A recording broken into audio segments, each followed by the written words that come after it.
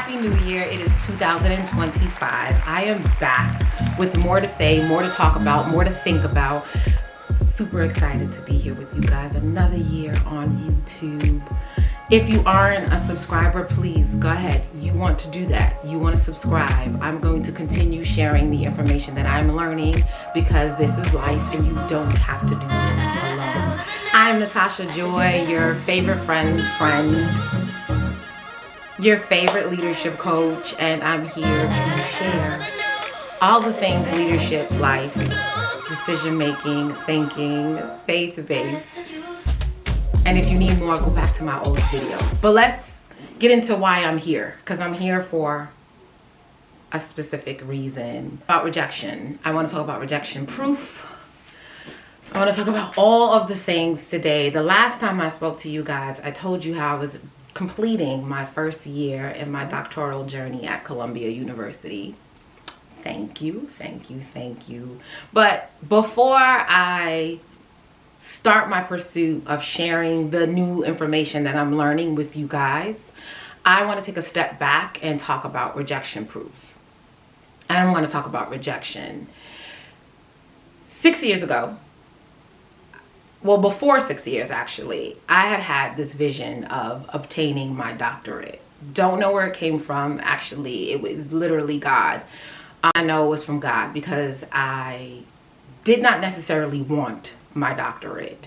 Yes, I'm in the field of education, have been. I started as a substitute, worked my way all the way up and through the district, and I now run my own consultancy group.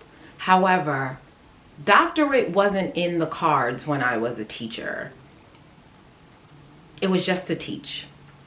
But God gave me this vision, and I kept seeing myself in these moments where I'm getting my doctorate. I started claiming it because the vision was coming to me. So I started claiming early on that I was going to get my doctorate. Started telling people, started speaking into existence.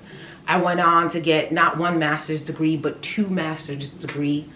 And the time had come for me, what I thought was the time for me to apply to school to get my doctorate at Columbia, this same Columbia. 6 years ago, I applied to Columbia for my doctorate. And I was fully confident in getting in as I was a school leader at the time. I think, back it up, no, I was a consultant. And I was consulting everywhere from the Virgin Islands to Detroit to New York City, experiencing schools and helping school leaders with school improvement, helping teachers, helping students, all the things. And I knew, 2 masters in, I knew that I was going to get into this program. So I applied. And I said all the things that I thought I should say, and I wrote, and I did my personal essay, and I did my literature essay, and all of the essays that come with applying, and I took the GREs.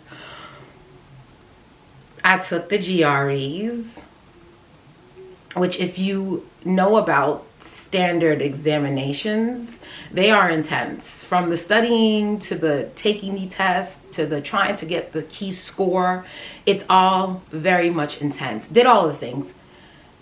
To later realize that I was rejected. The disappointment that I felt, especially since in my head I kept telling myself, this wasn't my dream, this was your dream, God. So how is it that you've placed this in my heart, and then I actually try to do the thing and I get rejected? When is Ashton gonna come out? What kind of game is being played here? So,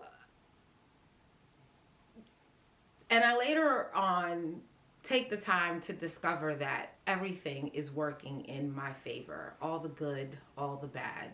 It is all working in my favor. And I am leaning towards what Jesus says to the disciples. You do not know what I am doing now, but you will later understand. I hold on to that because at that point I did not know. There was not any rhyme or reason. There wasn't rhyme or reason to why I was rejected, other than I was just rejected. And because I'm persistent and resilient, I made phone calls to try to rationalize why and to unpack the program and to say, oh, something's up with the program. Or then I went into the thinking about what it is that I still need to do to be able to get into this program. And a bunch of people told me, why don't you try to other schools? Why don't you try different programs? And the thing about that was the vision wasn't another school. The vision I had was at Columbia. And I knew that that's where I was supposed to be because that was in the vision. And I know that sounds crazy to other people because I was often pressured to go to other places, offered to go to other places, and I turned them down. The thing about when God gives you a vision, it's very important that you don't settle for something like the vision, something similar to the vision, because the faith is in learning and understanding and knowing that as clear as the vision was, is as clear as it's going to happen. Not trying to make something look like the vision. And that could have been the case for me as I was rejected from Columbia in trying to go to a different school, UPenn, somewhere else, you know, taking people up on their offer of going to different places. I don't think it's about the rejection anymore. I don't think it's about the no. I think it's about understanding that the no is just in that moment. The no doesn't mean never. The no doesn't mean it's not your dream. The no means not right now, not this program, not at this point, not with these people, not with these elements, not with these factors. If you can understand how rejection isn't final, that'll help you see rejection as a point of improvement rather than a never. Because it's not a never. It's really not a never. After the rejection, I didn't try again until last fall. I spent the 6 years launching my own business. I spent the 6 years traveling. I spent the 6 years being an auntie. I spent the 6 years living my life. I sort of put the dream in the back of my head as far as being an active pursuant of it. I let it go. If it's supposed to be, then God, you'll bring the opportunity to me and I will see it and I will do what I need to do from there. But as far as actively researching schools, trying again, being very driven to getting into school, that I didn't do. I lived my life. I think that was important after the rejection, because I didn't allow the rejection to deter the rest of my life. I didn't allow it to define me. I didn't allow it to say that I'm not good enough or fit to excel in my field. I kept living my life. I kept going, knowing that when God wanted me to be in this program, he would bring it all to me. And that is exactly what he did. I was minding my business on a summer afternoon when I got a phone call from a friend who had done the program and said, hey, I think you'll be great for this doctoral program. I said, whoa, what are you talking about? He's like, oh, I just completed this program and you'll be great for it. They're opening up applications this fall. You should go for it. Lord, not it coming to me. And I was hesitant. Because to be honest, I was living my life. I was living my life. I thought to myself, why now? We're going to do this again. But again, the vision played. And I said, okay, let's give this another try. And I told all of my loved ones, I told all of my friends that I was doing this because I understood that the commitment it took for my vision would require me to take something off my plate. It would require me to stop doing some of the things that I was already doing because I needed to make time to even apply to the program. So I told all my loved ones. I changed my schedule. I made it somewhat of a priority when it was time to do the application. I went back to my old application and looked at it and was like, okay. And instead of writing what I thought they wanted to hear, I wrote whatever I wanted to say. I wrote where I was. I was very authentic. I questioned their establishment. I questioned their university. I questioned whether I was a fit. I questioned to them in my writing what the benefits were for me. I was very curious in my personal reflection. Because I had already been happy in life, I really had nothing to prove and I had nothing to lose. Because I was happy when I was applying. The pressure of my happiness wasn't contingent on getting in. I was already living a fruitful life. To me, this felt like an addition to what had already been a rich life. And when I wrote from that standpoint, I actually enjoyed writing the 5 essays it took to get into this program. I used it as somewhat of like a journal, or being very open, knowing who I am, of course, but then also knowing who I am so much that I was able to question things and write it down. That was very freeing, because I'm a school person. I'm a academia person. And what I've learned is that oftentimes people apply to schooling with this sense of having to be an expert, having to know it all, having to be the smartest, the brightest. And what's missing from academia is curiosity, wanting to know more about the field you're in, being curious. And I think that is what captivated the director of my program, because when I had my one-on-one, the question he asked was, where's your curiosity coming from?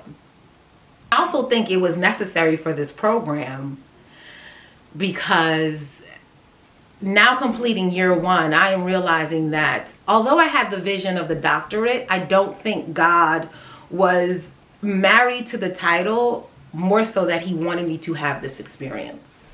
The experience of relearning, learning, unlearning, having access to more information than I walked in.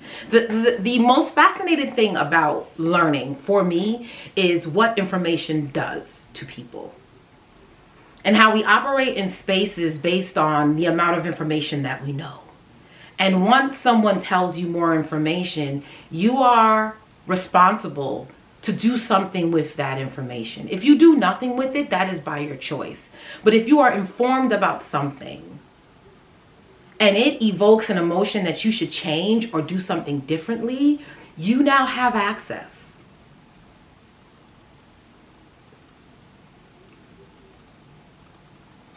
That's the thing that school is supposed to do for children. It is supposed to give them information to change their lives. An author that wrote a text titled Rejection Proof, and in his book he actually exposes himself to the most rejection he can in a day in order to overcome rejection. Actually, let me read it to you.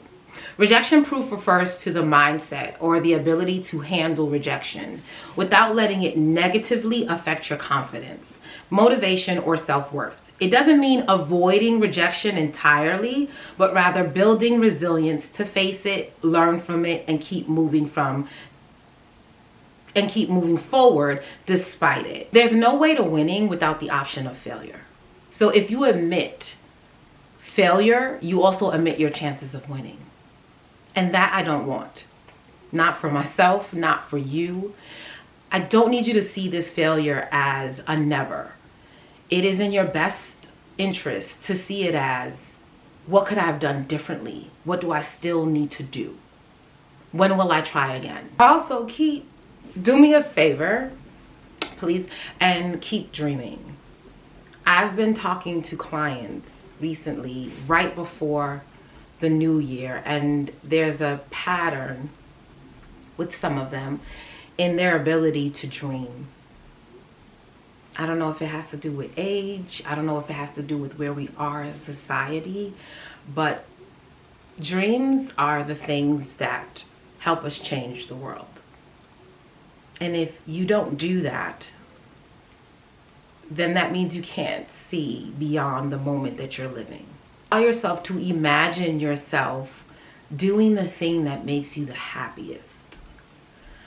Allow yourself to be reminded by the accomplishments that you've made thus far. What have you done so far? And don't overlook small things. Don't overlook small wins, small things, because to the thing that you think is easy, someone thinks is tremendously hard. Write it down. Get a journal, write down your win list. What are the things you've accomplished? What are the things you've overcome?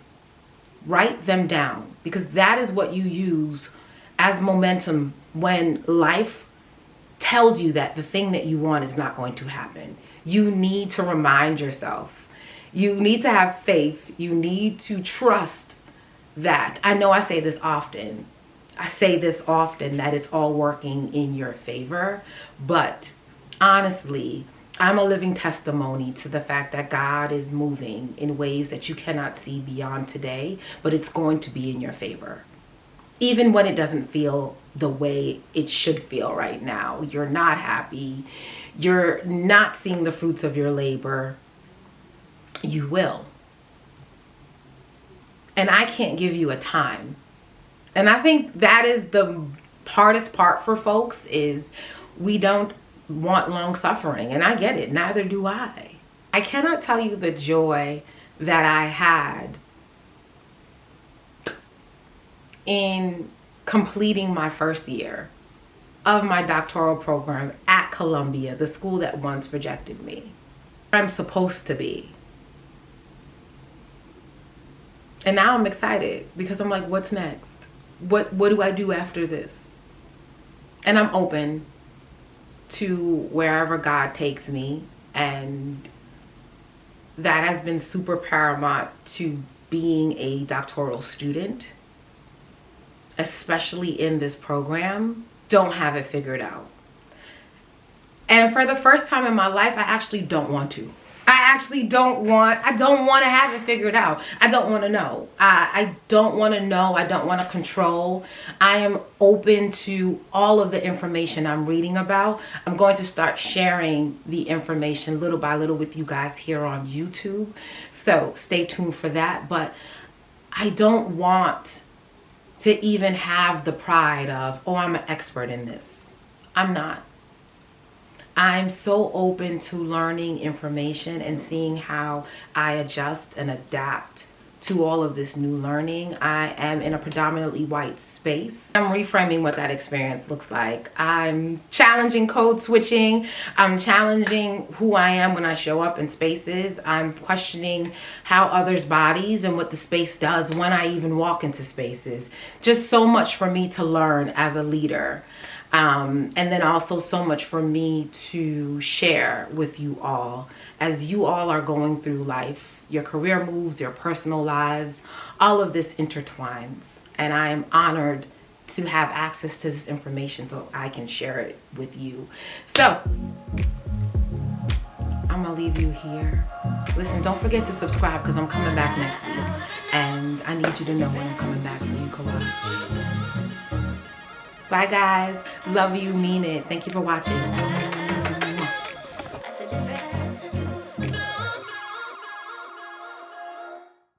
To you.